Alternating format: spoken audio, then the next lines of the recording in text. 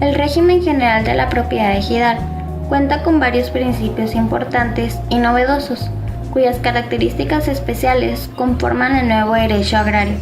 Así, de acuerdo con la ley, la propiedad ejidal se divide según su destino, en tierras para el asentamiento humano, tiene uso común y tierras parceladas. Se otorga libertad para que los ejidos, tratándose de tierras de uso común, o los ejidatarios, cuando se trate de sus parcelas, celebren cualquier tipo de contrato o asociación para su aprovechamiento. Como única limitación a esta libertad, se establece que la duración máxima para los contratos y asociaciones será de 30 años o menos, de acuerdo con el proyecto o fin que se trate. Sin embargo, esta limitante es superable porque se autoriza la prórroga de plazo de duración. El otorgamiento del usufructo en garantía es otro principio que enmarca la conformación del nuevo derecho agrario. Tanto el núcleo de población como los ejidatarios podrán otorgar en garantía el usufructo de las tierras de uso común y de las parceladas, respectivamente, ya sea en favor de instituciones de crédito o de los terceros con quienes tengan relaciones de asociación o comerciales. Esto significa que los ejidatarios involucrados en la celebración de un contrato o asociación para la expropiación de terrenos de uso común o parceladas podrán pactar obligaciones a su cargo, como la aportación de mano de obra, de determinados insumos, el pago de créditos u otros en favor de terceros, otorgando como en garantía el cumplimiento de derechos de usufructo en favor de los creadores. El régimen general de la propiedad ejidal cuenta con varios principios importantes y novedosos, cuyas características especiales conforman el nuevo derecho agrario. Así, de acuerdo con la ley, la propiedad ejidal se divide según su destino, en tierras para el asentamiento humano, tiene uso común y tierras parceladas. Se otorga libertad para que los ejidos, tratándose de tierras de uso común, o los ejidatarios, cuando se trate de sus parcelas, celebren cualquier tipo de contrato o asociación para su aprovechamiento. Como única limitación a esta libertad, se establece que la duración máxima para los contratos y asociaciones será de 30 años o menos, de acuerdo con el proyecto o fin que se trate.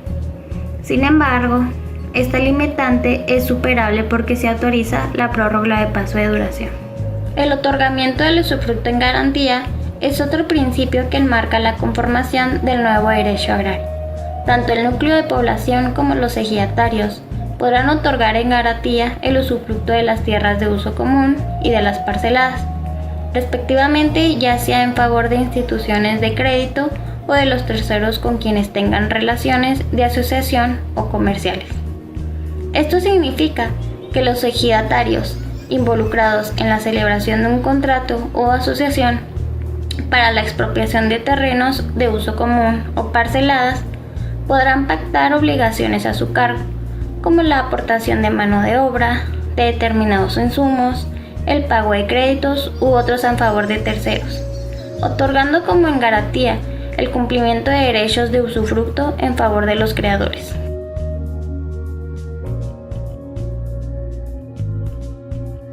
Límites en la extensión de propiedad ejidal individual y sus sanciones. En un mismo ejido, ningún ejidatario puede ser propietario de derechos parcelarios, con extensión superior a 5% de la superficie total del núcleo de población, ni superar el equivalente a los límites de la pequeña propiedad. Para estos efectos, se acumula la propiedad ejidal y la privada. Como excepciones al primero de los límites señalados está el caso de la adquisición del dominio pleno de parcelas, y cuando la titularidad parcelaria provenga de resoluciones administrativas o jurisdiccionales anteriores a la vigencia de la ley. En ninguna circunstancia podrán exceptuarse los límites a la extensión de la pequeña propiedad individual. Las implicaciones de esta disposición son muy amplias e importantes. En primer término, implícitamente permite la acumulación de derechos parcelarios en forma individual, dentro de un mismo ejido o en otro, pues solo debe cuidarse de no rebasar los dos extremos, 5% de las tierras ejidales y la extensión máxima de la pequeña propiedad. La ley no dispone al señalar 5% de la tierra ejidal, por lo que no debemos nosotros distinguir entre parcelada de uso común o del asentamiento humano, y que es claro que se refiere a la totalidad dotada o incorporada al régimen social de cada ejido.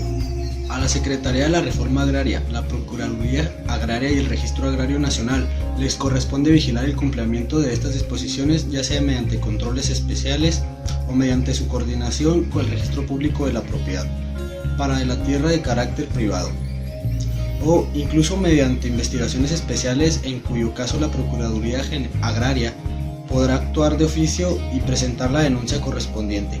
Por lo que respecta a la Secretaría de la Procuraduría Agraria, consideramos que solo deben proceder ante denuncia expresa apoyada en pruebas suficientes que haga presumir la violación a la ley, para evitar que la autoridad se adjudique la facultad de actuar de oficio y que genere una nueva forma de inseguridad en la tenencia de la tierra, tanto privada como social. Prescripción adquisitiva. Para que opere la prescripción adquisitiva, el planteamiento deberá hacerse ante el Tribunal Agrario, ya sea por la vía de la jurisdicción voluntaria en el caso de no existir conflicto, o mediante juicio agrario en el caso de haberlo, a fin de que una vez desahogado se dicte la resolución que se inscribirá en el Registro Agrario Nacional, para que éste expida el certificado correspondiente. Con los elementos probatorios, la Secretaría concederá el derecho de audiencia al ejidatario y resolverá en consecuencia. Si la resolución es positiva, ordena la enajenación de la superficie excedente dentro de un plazo de 1 año, de cuyo cumplimiento deberá llevarse con un control especial para el efecto de que una vez transcurrido el plazo sin que se hubiere acatado, sea la misma dependencia federal la que realice el fraccionamiento y enajenación de excedentes al mejor postor, respetando los derechos de preferencia. El procedimiento para el fraccionamiento se establece en el reglamento en materia de ordenamiento de la propiedad rural. Esta sanción es de carácter administrativo, ya que solo se impide al ejidatario ser titular de los excedentes sin que se afecten y menoscaben sus intereses, porque a cambio del fraccionamiento y venta de su tierra recibe el importe correspondiente. Derecho a la restitución de bienes. Se ratifica el principio de que tanto a los ejidos como a las comunidades tienen derecho a que se les restituyan las tierras o aguas que le hayan sido o se les hayan sido quitadas ilegalmente, promoviendo el trámite correspondiente ante el Tribunal Agrario, ya sea por sí mismos o por conducto de la Procuraduría Agraria. Esta restitución puede intentarse sobre bienes ejidales o comunales, por lo que no es exclusiva de las comunidades indígenas, para que los casos de los despojos sufridos en violación a la Ley de Desamortización de Bienes de 1856 o a partir de 1877. En ambos casos, el procedimiento se sujetará a los mismos términos que la ley prevé. Copropiedad de derechos parcelarios. La ley prevé la figura de la titularidad colectiva de una parcela, es decir, que se asigne una unidad parcelaria a un grupo de ejidatarios, la cual constituye una forma de copropiedad agraria, sujeta a las disposiciones del reglamento interno ejidal, de la asamblea o de lo acordado por los cotitulares. La ley prevé expresamente la figura de la copropiedad parcelaria en el caso de adjudicación de tierras cuya tenencia no esté regularizada o que se encuentren vacantes mediante el acuerdo de asamblea. Sin embargo, consideramos factible la posibilidad de arribar a forma de tenencia por medio de sentencia del Tribunal Agrario en la vía de juicio correspondiente que entalen los posesionarios. Fondo de garantía crediticia y fideicomiso de riesgo compartido. Se otorga a los núcleos de población y a los ejidatarios la posibilidad de crear su propio fondo de garantía para hacer frente a las obligaciones crediticias. Sin embargo, los lineamientos para su creación y organización serán dictados por la Secretaría de Hacienda y Crédito Público. De cualquier manera, recordemos que las disposiciones sobre el fideicomiso de riesgo compartido contenidas en la Ley de Fomento Agropecuario aún subsisten en el amparo del artículo 6º transitorio de la Ley Agraria. Dicho fideicomiso se encuentra vigente a cargo del Ejecutivo Federal, el cual absorbe los costos de los recursos adicionales que se aportan en el caso de que los objetivos de producción o productividad no fueren logrados y garantiza a los campesinos el ingreso promedio que hubieran obtenido conforme a sus actividades tradicionales, apoyándose además para realizar inversiones, obras o tareas necesarias para lograr el incremento de la productividad de la tierra. En resumen, el Fondo de Garantía permite a los propietarios sociales individuales o colectivos obtener créditos de forma más fácil y expedita, puesto que dicho fondo tiene como fin garantizar estas obligaciones. El fideicomiso de riesgo compartido vigentes limitados a los productores no supera las 10 hectáreas de riesgo equivalente solo cubre las facultades faltantes de productos básicos y aporta lo necesario para incrementar la productividad de tierra, fines por demás ambiguos.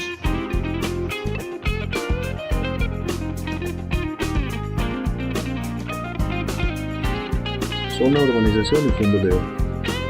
A primera vista, pareciera que las tierras para el asentamiento humano se componen de dos elementos: zona de urbanización y fondo legal, por lo que deberíamos entender que estas son dos figuras distintas con características propias. Antonio Ibarrola indica al respecto: el fondo legal, antes casco, asiento de la población, queda dividido en manzanas, las que se subdividen a su vez en solares, medida que según el mismo autor fue incrementándose posteriormente.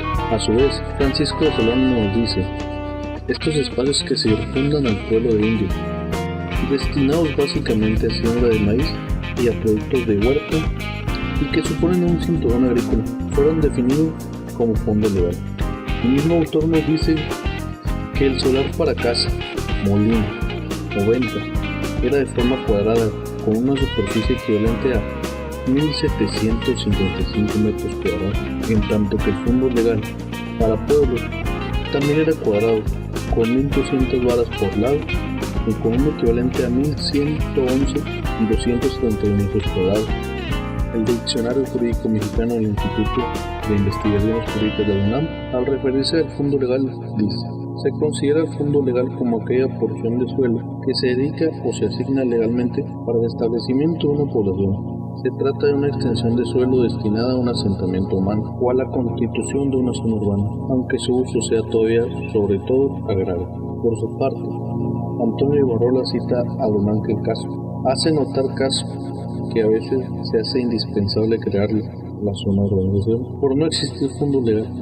La Ley Federal de Reforma Agraria, derogada, establecida en el artículo 90, que la Resolución Presidencial Rotatoria de Tierras debía determinar la constitución de zona de urbanización ejidal. Agregaba que el poblado ejidal podía establecerse en dos lugares en su fondo legal, cuando lo tenga constituido conforme a las leyes de la materia o en la zona de urbanización concedida por resolución agraria.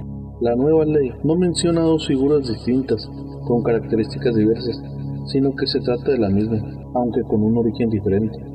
Fondo legal es denominación originalmente otorgada al área específica del poblado, cuando su constitución se realizaba por medio de cédulas u ordenanzas, en especial para las comunidades indígenas. En realidad, el fondo legal incluye la zona de urbanización en el caso de que se hubiere constituido, ya que en caso contrario, se creará la segunda incluyendo los elementos del fondo. Así, por ejemplo, en la constitución de los nuevos centros de población se contemplaba obligatoriamente la formación de las zonas de urbanización, ya que por ser de nueva creación no podía darse el caso de la preexistencia de fondos legales.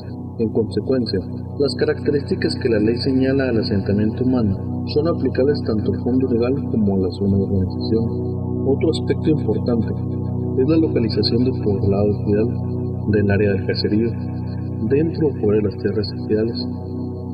En el primer caso, será entera competencia de la Asamblea delimitar la zona de urbanización y su reserva para crecimiento, respetando solamente los derechos parcelarios, la ley y normatividad de la materia.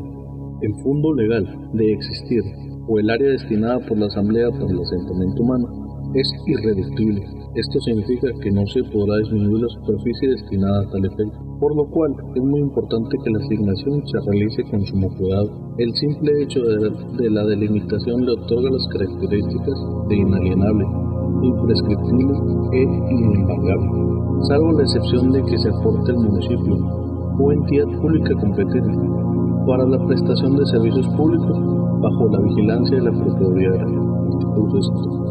El dispositivo legal que establece las excepciones a la regla no incluye la figura de la expropiación como medio para destinar la tierra a un servicio público, como lo establece el capítulo correspondiente, artículo 93, fracción primera, sino que le otorga la facultad potestativa a la Asamblea para decidir sobre la aportación de tierra. Es encomiable la intervención y vigilancia de la Procuraduría Agraria para proteger los intereses ejidales frente a la entidad oficial, ya que es una muestra importante de la protección para los particulares frente a la administración pública, quien en un momento dado Ante la negativa del ejido para acceder a la aportación de las tierras, solo puede intentar la expropiación bajo la causal es encomiable, la intervención y vigilancia de la Procuraduría Agraria para proteger a los intereses generales frente a la entidad oficial, ya que es una muestra importante de la protección para los particulares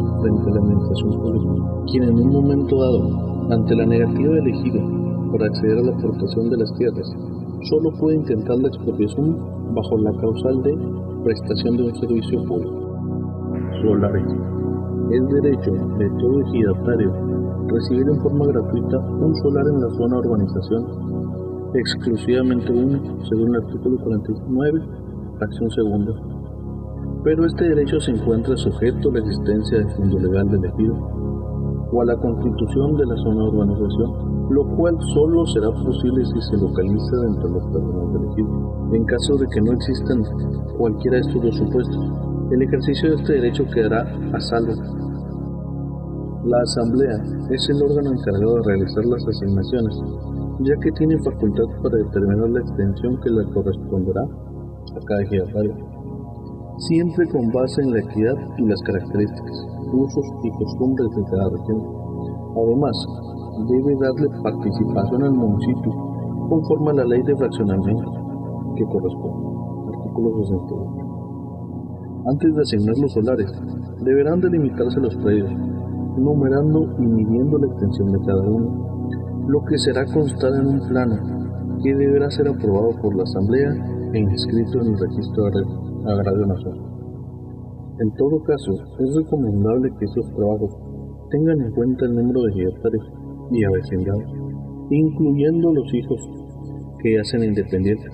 En otras palabras, que se considere el establecimiento de solares de reserva y de explotación en beneficio del ejido. Y aunque el texto de la ley, artículo 68, indica que la asignación de solares debe ser realizada por la Asamblea y no que deba ser en la Asamblea, se entiende que así será, pues esta facultad le corresponde bajo la fracción séptima del artículo 23 y es además de las que requieran la asistencia de la Procuraduría Agraria.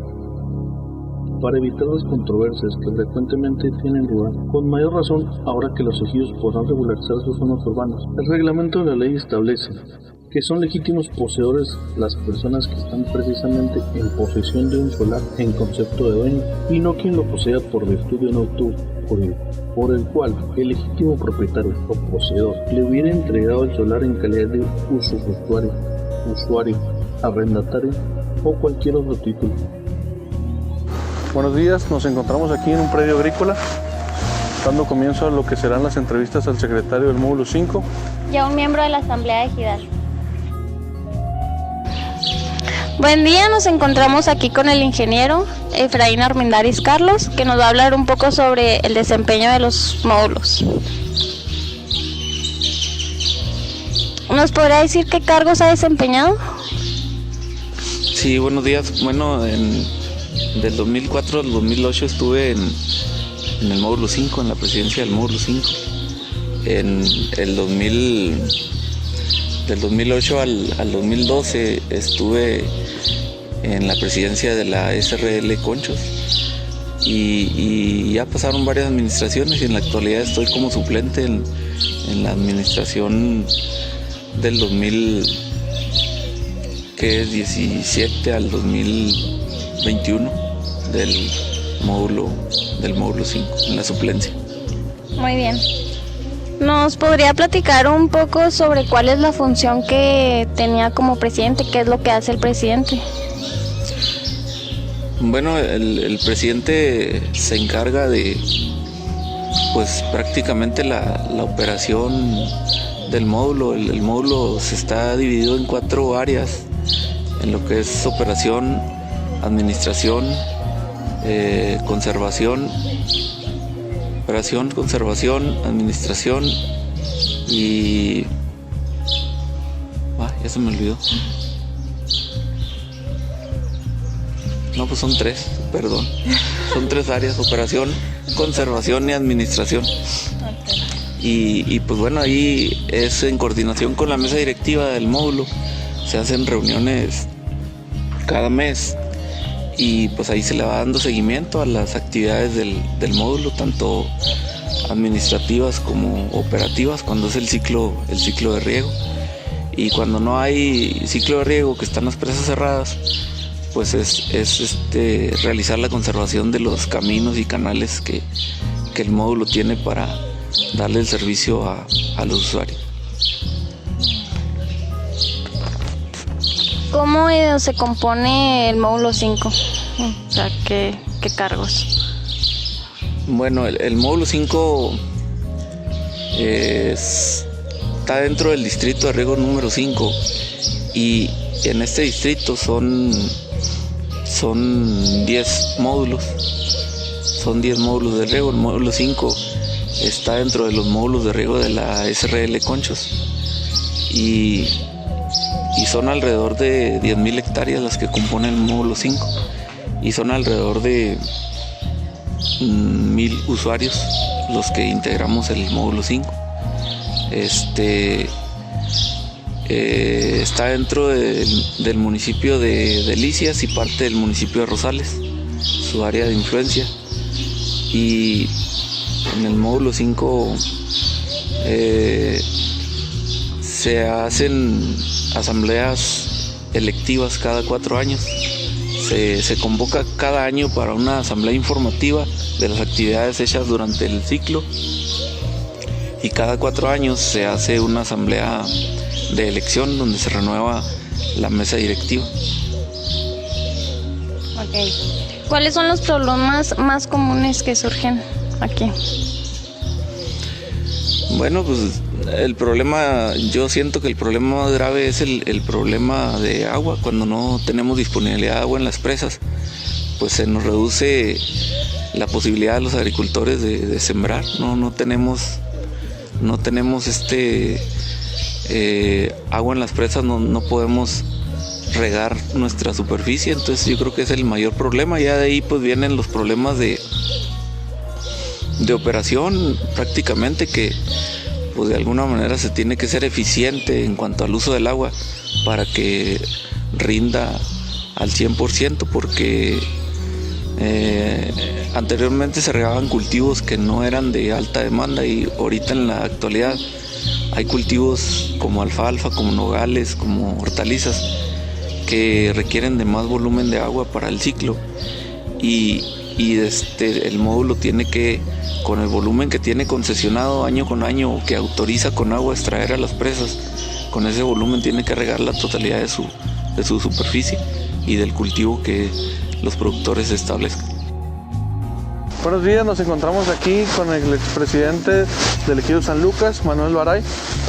¿Qué tal? Mucho gusto. Mucho gusto. El cual nos va a platicar un poco del ejido, cómo se compone y algunas de sus funciones. Sí, no, pues como decía, el ejido se compone de 63 ejidatarios que rige con una mesa directiva compuesta por presidente, secretario, tesorero y suplente, ¿verdad?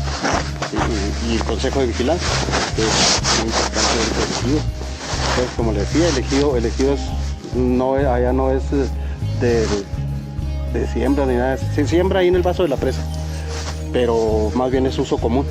Okay. Uso común y es un solo para toda la gente y no hay quien que dice aquí es mío, aquí es. Ok. Esto.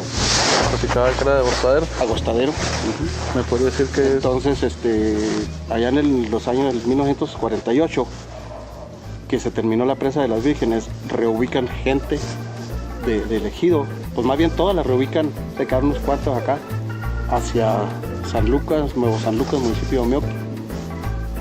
Allá les dan tierras de riego, porque acá había personas que tenían 1 hectárea, 2 hectáreas, allá les compensan con 6 hectáreas por persona. Entonces así es como se conformó San Lucas, ¿verdad? Sí. Porque tuvieron que cambiar a estas personas del lugar. De hecho, le digo, el ejido fue dotado en 1935 y ahí estuvo la gente viviendo hasta que ya llegó el proyecto de la presa. Se hace la presa y ya se llena la presa, ¿verdad? Y es cuando reubican la gente para acá, cuando empieza a llenarse, entonces sacan la gente. De hecho, mucha gente la sacaron con la fuerza pública porque no querían salir. Señores de esos que estaban nacidos y criados ahí, Y yo le digo, y acá tenemos alguna gente en Nuevo Zapoca, que es compañero ejidatario de San Lucas, municipio de Rosario. ¿Me podría hablar un poco de lo que es la asamblea, cómo se conforma o cada cuándo la...? Sí, cada 2 meses, ahí hacemos asambleas cada 2 meses, que la convoca el comisariado, que cuando no puede el comisariado, la convoca el consejo vigilante. ¿Cómo qué problemas tratan en esta asamblea o qué Pues, para hacer, por ejemplo, para hacer trabajos, ahí tratamos de hacer trabajos, comisionar gente que vaya a Chihuahua, en este caso a veces a la mesa, a veces a gente ajena a la mesa, que sean ejidatarios. Entonces, como le decía, también para alguien que quiere ceder su derecho, lo pasa por asamblea. Digo, ¿cómo la ven? Porque yo quiero ceder mi derecho, entonces ya la asamblea o la junta directiva le pregunta a quién. Ya le dicen, en este caso, ellos son los que ya dan el sí, ellos ¿no? deciden. Si la persona está apta para hacer, lo tendría siendo un posesionario. Sí, posesionario. Y ya después de posesionario pasa a ejidatario. Ok, muy bien. Creo que sería todo. Sí, ya lo cerramos. Muchas gracias por su tiempo. Agradecemos su ayuda en el trabajo. Gracias. Estamos a las órdenes.